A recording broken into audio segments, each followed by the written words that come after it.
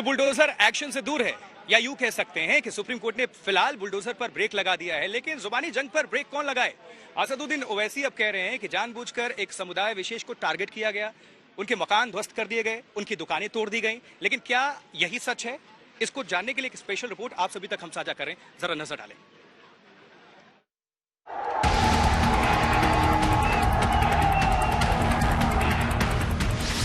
वो धर्मनिरपेक्ष पत्थर,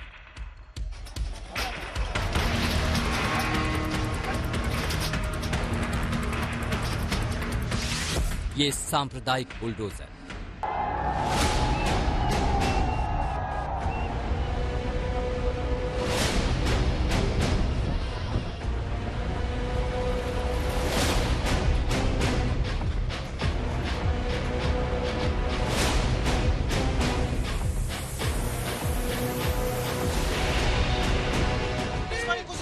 कुछ भी नहीं दिया, अचानक आया तोड़ने लगी। यहाँ पर कम से कम 30 साल हो गया, 30 साल से दुकान लगा रहे हैं। मेरा 5 लाख रुपए कर्जा है।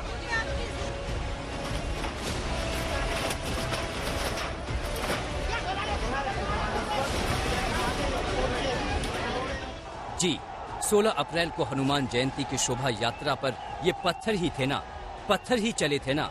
तस्वीरें झूठ तो बोलती नहीं, पत्थर ही थे। गोली भी चली थी, तलवारें भी लहराई गई थी, दंगे भी हुए थे।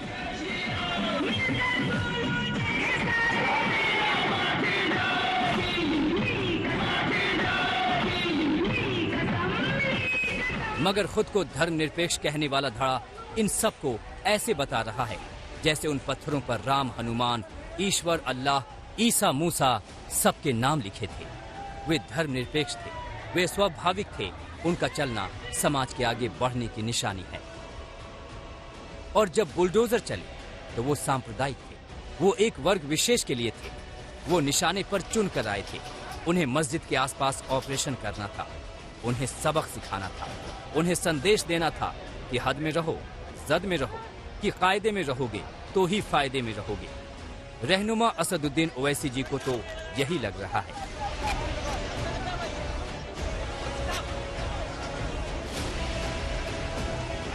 बुलडोजर चलेगा तो अंसार पे चलेगा, अजय टेनी पे नहीं चलेगा।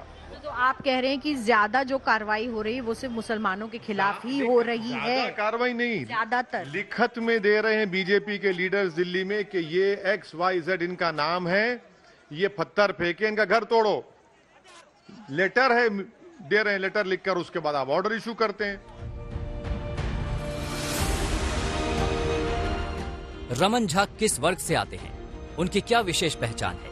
इनकी यहाँ पान की दुकान थी।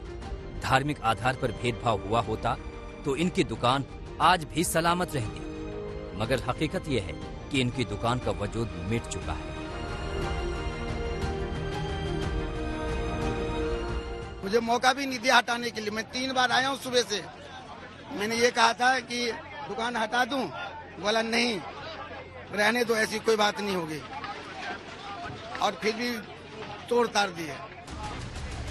अब गणेश कुमार गुप्ता से मिलिए, जो आज तक पर एमसीडी की कार्रवाई की खबर सुनते ही अपनी दुकान के कागजों के साथ मोर्चे पर पहुंच गए। लेकिन उनके कागज धरे के धरे रह गए। किसी ने भी नहीं देखा अतिक्रमण के दायरे में इनकी दुकान आती थी, मिटा दी गई। पहले भी कई बार अतिक्रमण हटाते थे, लेकिन कागज देखते थे, कागज देख के फिर चले जाते थे। इस बार कोई कागज देखने को तैयार नहीं। मैं कागज दिखाता रह गया कि भाई कागज देखो, कागज देखो। अगर कागज नहीं भी देखते होते तो सुप्रीम कोर्ट का ऑर्डर आ गया 1 घंटे पहले कि अतिक्रमण रोका जाए।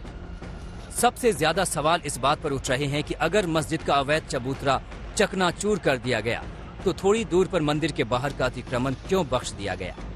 अब ये मानने वालों पर है कि वो क्या माने, संयोग या साजिश। जिस वक्त बुलडोजर ने मंदिर का रुख किया, कोर्ट ऑर्डर की कॉपी वहां पहुंच गई। सांप के फन की तरह फुंकारते और ललकारते बुलडोजर गर्दन झुकाकर वापस लौट गए। हिंदू है, ठीक है ना, फिर भी हम हिंदू मुसलमान एक साथ होके रहते हैं। मैडम पूरा रोजगार गया है मैडम, यहाँ पे सारे शाम तक मंदिर के नाम पर बवाल शुरू हो गया था। कईयों के पेट में पानी नहीं पच रहा था कि मंदिर बुलडोज क्यों नहीं हुआ। लेकिन इससे पहले कि आग में और घी पड़ता, मंदिर कमेटी ने खुद से मजदूर और मिस्त्री लगाकर इनक्रोचमेंट को हटा दिया। तो यहाँ पर ये क्या कर रहे हैं आप लोग इस वक्त?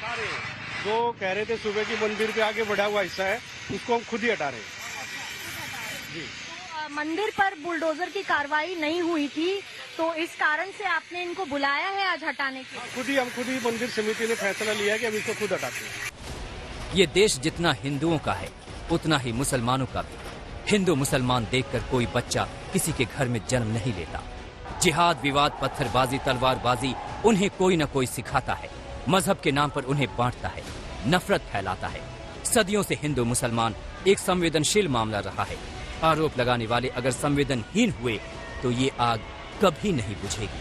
अंजना ओम कश्यप, चित्रा त्रिपाठी और मिलन शर्मा के साथ अरविंद ओझा, दिल्ली आज तक।